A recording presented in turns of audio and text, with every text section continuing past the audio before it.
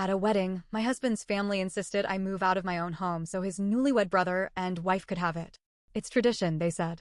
My husband handed them my keys and whispered, "Make it quick." I pulled out a second set of keys and said, "Oh, you mean this house?" Their faces dropped as security walked in. I never thought I'd be in a situation like this.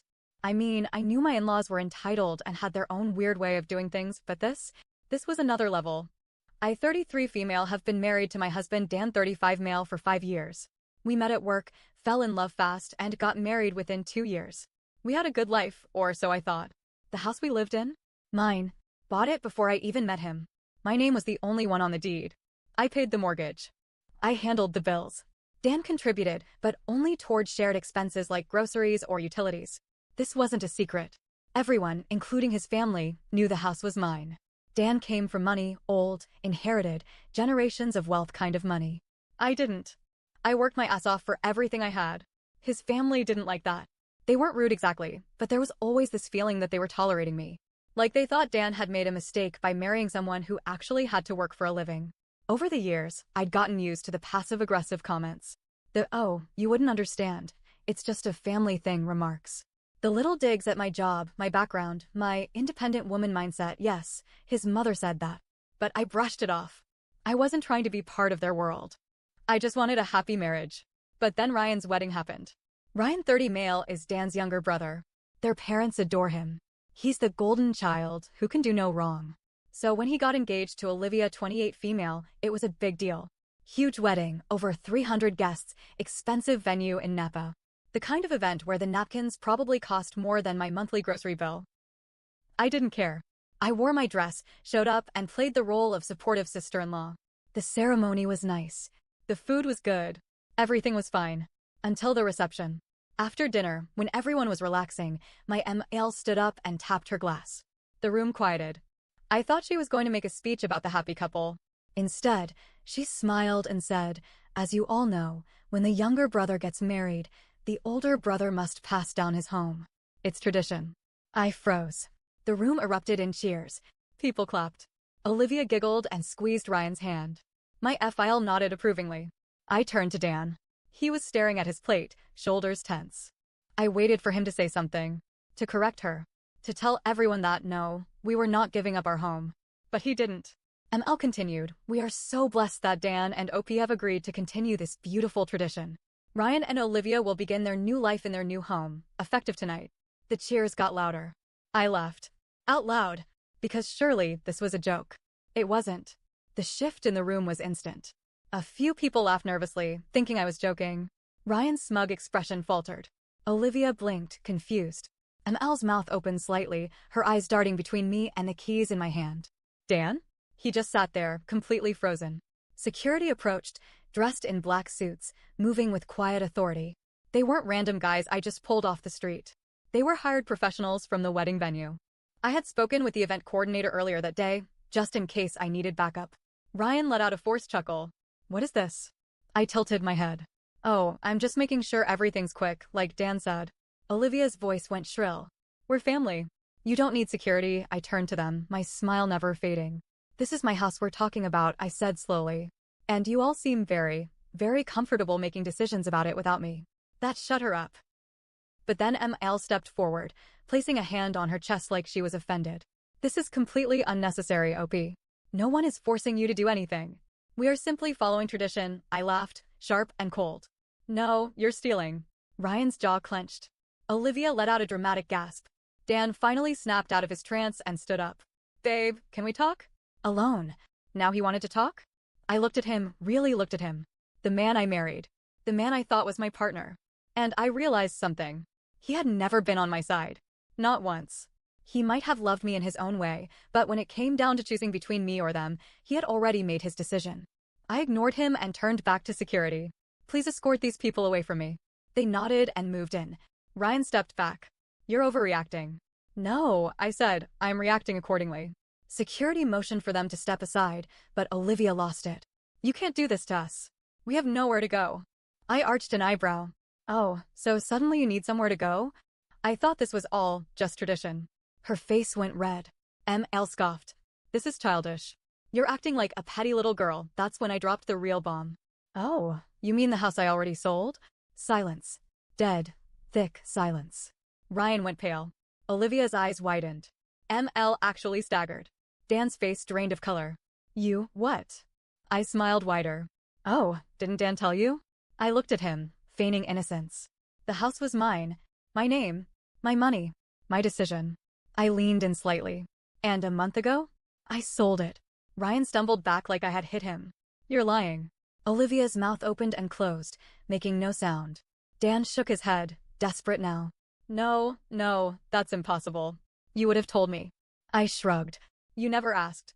ML clutched at her necklace like she was about to faint. But where are you going to live? And this? This was my favorite part.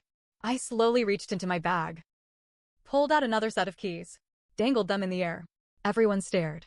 Dan's voice cracked. What is that? I smirked. My new house. That's when FL, who had been quiet this whole time, stepped forward. And everything took a turn. Up until this point, my father-in-law, FL, had been completely silent. He had sat there, watching, like this was some sort of game. But the moment I held up my new house keys, something shifted. FL cleared his throat, stepping toward me with an eerie calmness. Where did you move? He asked, voice steady but too controlled. I narrowed my eyes. Why do you care? Dan turned to FIL, confused. Dad? But FIL wasn't looking at him. He was staring at me. MIL, still recovering from the shock, placed a trembling hand on FIL's arm. This isn't important right now. He ignored her. Where's your new house? Something was off. Ryan and Olivia were too busy processing the fact that I had sold their so-called inheritance to notice. ML was flustered, clutching at her pearls like she had been personally robbed. Dan looked lost, like his entire reality was breaking apart. But FIL? FL was calculating something. So I decided to test him. I tilted my head. Take a guess. For the first time that night, FIL's expression changed. It was brief, but I saw it. His mouth twitched. A flicker of something dangerous flashed through his eyes. I had seen that look before. And suddenly, I understood exactly why he was asking. ML gasped as she put the pieces together. Tell me you didn't, she whispered. I smiled. Oh, but I did. See, months ago, before I had even decided to sell my house, I overheard FL talking about a property he had been trying to acquire for years. It was his dream home, a stunning estate right on the waterfront. The kind of place people fought over. But the deal kept falling through. The owners wouldn't sell to him, no matter how much money he threw at them. And when I started looking for my new home, I found out that the owners were finally selling. So I bought it out from under him. For less than what he had offered. And I never said a word. Until now. FIL's fists clenched at his sides. That house was supposed to be mine. I shrugged. Guess you should have moved faster. ML screamed. You absolute snake. Ryan looked like he had been physically slapped. Wait, that means you didn't just screw us over, you screwed over Dad. Dan, finally catching up, turned to me with horror. Opie, tell me this isn't true. I smiled. Oh, Dan, did you really think you were the only one who could betray someone? FIL's mask slipped. For the first time, he looked furious. You don't know what you've just done, he said, voice low. Oh, but I did. Because FIL had secrets. And I had all the receipts. A hush fell over the reception hall. Every whisper, every clinking glass, every movement ceased. All eyes were on us. FL's expression was carefully controlled, but I saw it, the tight jaw, the clenched fists, the way his eyes darkened. I had just humiliated him in front of his entire social circle. And I wasn't done. I took a step closer, lowering my voice so only the people at the table could hear. You keep talking about tradition, but let's be real, this was never about Ryan. This was about you, wasn't it? MIL gasped. Ryan and Olivia were still in shock, trying to process the fact that their golden future had just crumbled. Dan looked pale, like he wanted to be anywhere but here. But FIL? He didn't deny it. Instead, he smiled. Slowly. You're smarter than I gave you credit for, he admitted, voice low.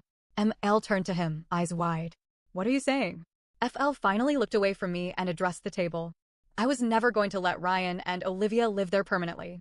That was just a way to get Opie out. He took a sip of his drink, completely unbothered. Once they moved in, I was going to have the property transferred into the family estate. Dan stiffened. Ryan's mouth fell open. Wait. What? Olivia's face contorted in rage. You mean you were never giving us the house? This was just some scam to get a better property for yourself. FL didn't even look at them. He was still staring at me. You outplayed me, he admitted, a little amused. I'll give you that. I could feel the rage radiating from Mil. You lied to us. You let me make a fool of myself, oh, please.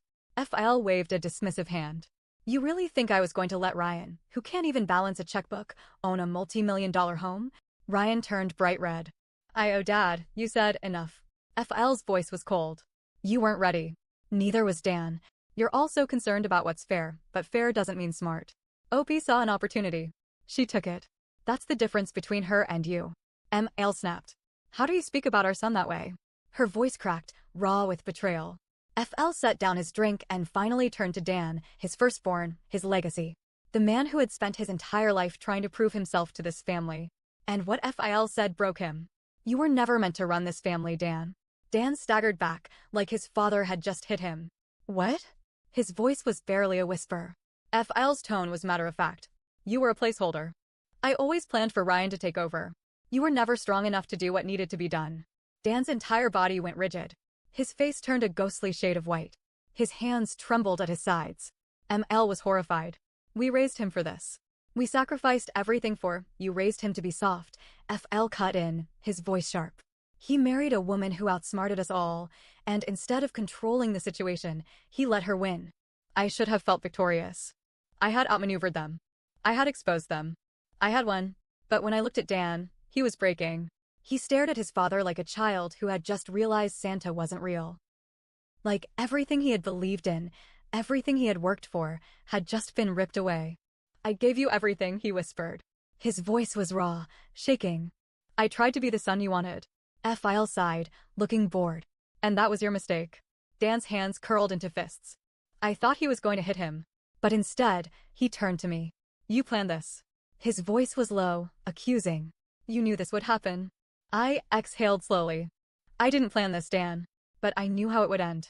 His eyes, those eyes I used to love, were full of something I couldn't recognize. Anger? Pain? Regret? Maybe all of it. Was I ever enough for you? He asked. I stared at him. You gave me away like a used toy, Dan. And now you're asking me if you were enough? He swallowed hard. I thought I was doing the right thing. I shook my head. No, you were doing what they told you was right. A long, aching silence followed. Ryan and Olivia were still reeling from Fil's betrayal. Ml looked like she was seconds from screaming.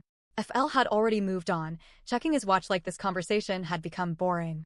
And Dan? Dan looked lost. Where do we go from here? He finally asked. And I realized he still thought there was a way to fix this. So I gave him my final answer.